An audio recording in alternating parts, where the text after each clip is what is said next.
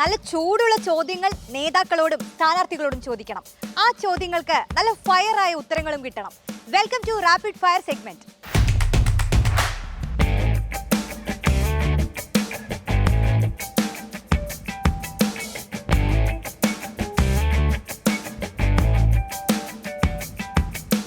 Rapid ഫയറിൽ ഇനി ചേരുന്നത് ആലത്തൂരിലെ UDF സ്ഥാനാർത്ഥി രമ്യ ഹരിദാസ് ആണ്. നമുക്ക് ചോദിക്കാം.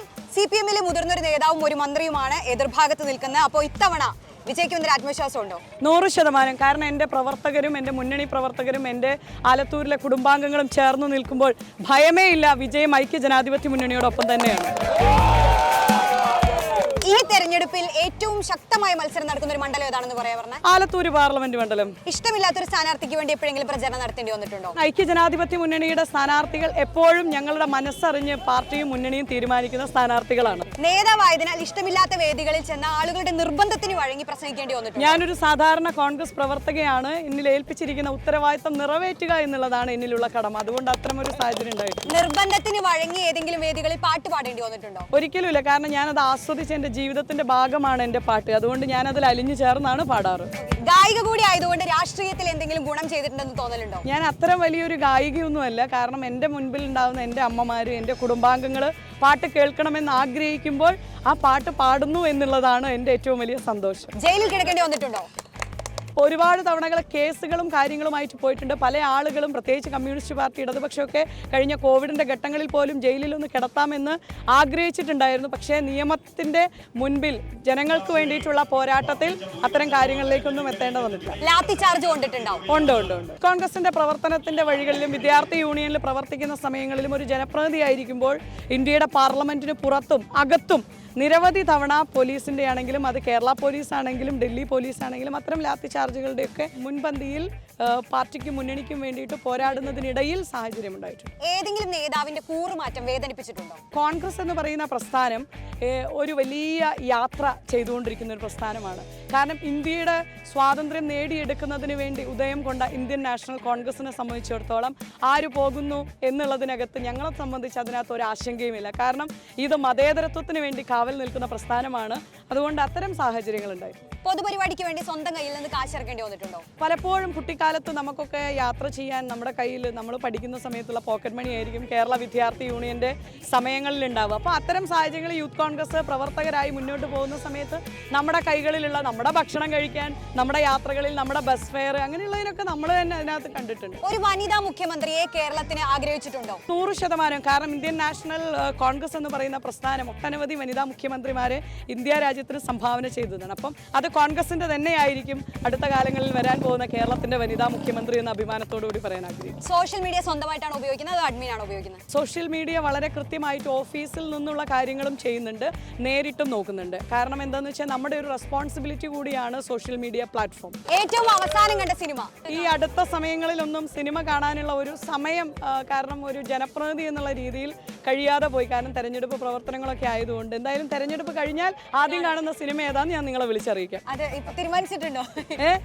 ഇല്ല. അപ്പൊ ആ സമയങ്ങളിൽ ഏതാണ് സിനിമ അപ്പോൾ റിലീസ് ആവുന്നത്? എല്ലാ സിനിമകളും മനോഹരമായിട്ടുള്ള സിനിമകളാണ്. ഒത്തിരി ആളുകളുടെ ജോലിയും ജീവിതവും ഒക്കെ കെട്ടിപ്പടുക്കുന്നതിന് വേണ്ടിയാണ്. അപ്പം തെരഞ്ഞെടുപ്പ് പ്രവർത്തനങ്ങൾ കഴിഞ്ഞാൽ ഏതാണോ റിലീസ് ചെയ്യുന്നത് ആ പടത്തിനോടൊപ്പം കാണാൻ കഴിയും. പാട്ടും പാടി ജയിച്ച രമ്യ ഹരിദാസ് അല്ലേ പറയാറ്? അപ്പോ റിപ്പോർട്ടർ ചാനലിന്റെ പ്രേക്ഷകർക്ക് വേണ്ടിയിട്ട് ഒരു പാട്ട് എല്ലാവരും ആവശ്യപ്പെടും. പല നിറങ്ങൾ പല മണങ്ങൾ നിറഞ്ഞ പൂങ്കാവ്, ഇന്ത്യ അനവധിയാം മതങ്ങൾ പൂക്കും അരുമ പൂങ്കാവ്, ഇന്ത്യ അരുമ പൂങ്കാവ്. പല നിറങ്ങൾ പല മണങ്ങൾ നിറഞ്ഞ പൂങ്കാവ്, ഇന്ത്യ അനവധിയാം മതങ്ങൾ പൂക്കും അരുമ പൂങ്കാവ്, ഇന്ത്യ അരുമ പൂങ്കാവ്. ഒരു മരത്തിൽ പല കിളികൾ ചില്ലച്ചിടും പോലെ ജനം ഇവിടെ വിവിധ ഭാഷകളിൽ മൊഴിഞ്ഞു വാഴുന്നു, ജനം മൊഴിഞ്ഞു വാഴുന്നു. ആ സുന്ദരമായിരിക്കുന്ന ഇന്ത്യ നിലനിർത്തുന്നതിന് കൂടി വേണ്ടിയിട്ടുള്ള പോരാട്ടമാണ്. പല നിറങ്ങളിൽ പല മണങ്ങളിൽ പല വ്യത്യാസമായിരിക്കുന്ന ആശയങ്ങളിൽ വ്യത്യസ്തമായിരിക്കുന്ന ആചാരങ്ങളിൽ അനുഷ്ഠാനങ്ങളിൽ മുറുകെ പിടിക്കുന്ന ഇന്ത്യയെ നിലനിർത്തുക, ആ നഷ്ടപ്പെട്ടു പോയ അത് തിരികെ വീണ്ടെടുക്കുക എന്നുള്ള ദൗത്യം. Thank you. റാപ്പിഡ് ഫയറിൽ ചേർന്നത്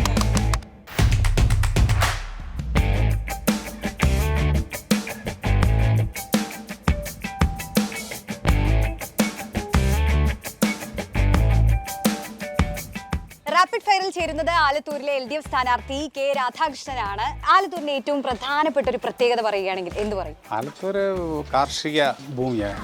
ഇവിടെ കല, കായിക അങ്ങനെയുള്ള എല്ലാ കാര്യങ്ങളിലെയും സംഗമ ഭൂമിയാണ്. പ്രത്യേകിച്ചും വാദ്യകലയുടെ ഒരു പ്രത്യേക കേന്ദ്രമാണ്. ആലത്തൂർ മണ്ഡലം എന്ന് പറയുമ്പോൾ ആലത്തൂർ മാത്രമല്ല, കേരള കലാമണ്ഡലം ഉൾപ്പെടെ ഫോക്ലോറിൻ്റെ ഒരു കേന്ദ്രമാണ്. രാഷ്ട്രീയത്തിലേക്ക് വന്നില്ലായിരുന്നെങ്കിൽ തിരഞ്ഞെടുക്കുന്ന മറ്റൊരു മേഖല ഏതായിരിക്കും? അത് പറയാൻ പറ്റില്ലായിരുന്നു. കാരണം എന്താ വെച്ചാൽ ഒരു മേഖല മാത്രമായിട്ട് അങ്ങനെയുള്ള ചിന്തയില്ലായിരുന്നു. രാഷ്ട്രീയത്തിലേക്കെന്ന് വെച്ചാൽ ഓർമ്മ വെച്ച ആളുകൾ രാഷ്ട്രീയത്തിൽ വന്നു, പിന്നെ വേറെ മേഖലയെക്കുറിച്ച് ചിന്തയില്ല.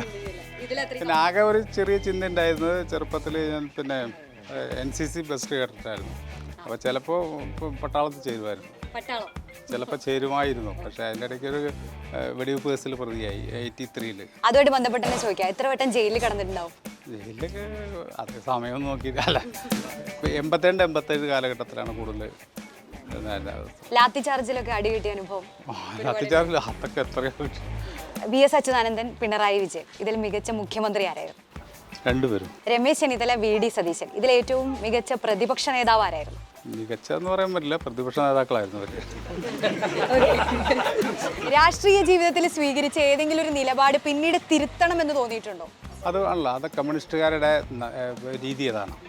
നമ്മൾ ചെയ്ത കാര്യങ്ങൾ, അതാണ് മഹാനായ ലെനിൻ പറഞ്ഞിട്ടുണ്ട്, കമ്മ്യൂണിസ്റ്റുകാർ തെറ്റ് ചെയ്യാത്തവരല്ല, തെറ്റ് ചെയ്താൽ തെറ്റാണെന്ന് തിരിച്ചറിഞ്ഞു കഴിഞ്ഞാൽ അത് തിരുത്തുന്നവരായിരിക്കണം കമ്മ്യൂണിസ്റ്റുകാർ എന്ന് ലെനിൻ തന്നെ പറഞ്ഞിട്ടുണ്ട്.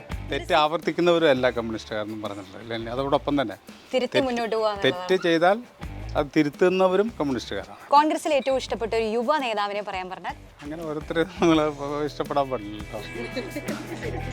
ലീഗ് LDFിലേക്ക് വരുമെന്ന് കരുതുന്നുണ്ടോ? അങ്ങനെ ഇപ്പോൾ LDFിലേക്ക് പിന്നെ ഒരുപാട് ആളുകൾ വരുന്നുണ്ട്. LDFിൻ്റെ നയങ്ങൾ ശരിയാണെന്ന് അറിയുന്നവരെല്ലാം LDFിനോട് ചേരുന്നുണ്ട്.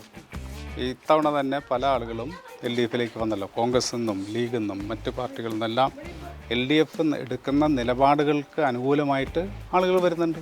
സോഷ്യൽ മീഡിയ കാലം രാഷ്ട്രീയത്തിന് ഗുണമാണോ ചെയ്തിട്ടുള്ളത്, അതോ ദോഷമാണോ? അത് രണ്ട് രീതിയിലാണ്. സോഷ്യൽ മീഡിയയിൽ മാത്രം പൊളിറ്റിക്സ് കൈകാര്യം ചെയ്ത് കഴിഞ്ഞാൽ നമുക്ക് മുന്നോട്ട് പോകാൻ കഴിയില്ല. അത് ഒരു സോഷ്യൽ മീഡിയ അങ്ങനെ പോകുള്ളൂ. റിയാലിറ്റി ആയിട്ട് പലപ്പോഴും അത് ബന്ധമുണ്ടാവില്ല. ഗ്രൗണ്ട് ലെവൽ റിയാലിറ്റി എന്താണെന്ന് അറിയാതെ കാര്യങ്ങൾ കൈകാര്യം ചെയ്തു പോകുന്ന സ്ഥിതി ഉണ്ടാവും. പാട്ട് പാടുന്നതാണോ അതോ രാഷ്ട്രീയം പറയുന്നതാണോ വോട്ട് കിട്ടാനുള്ള ഏറ്റവും മികച്ച വഴി? വോട്ട് കിട്ടാനുള്ള ആശയം പറയാൻ തന്നെയാണ്. ഞങ്ങളുടെ ആശയം കൃത്യമായിട്ട് പറയാം. നാഷണൽ പൊളിറ്റിക്സ് പറയാം, സ്റ്റേറ്റ് പൊളിറ്റിക്സ് പറയാം, പൊതുവായി ജനങ്ങളുടെ പ്രശ്നങ്ങൾ പറയാം. ഇതായിരിക്കണം തെരഞ്ഞെടുപ്പ് രാഷ്ട്രീയം. അല്ലെങ്കിൽ വേറെ നമുക്ക് പറയാം.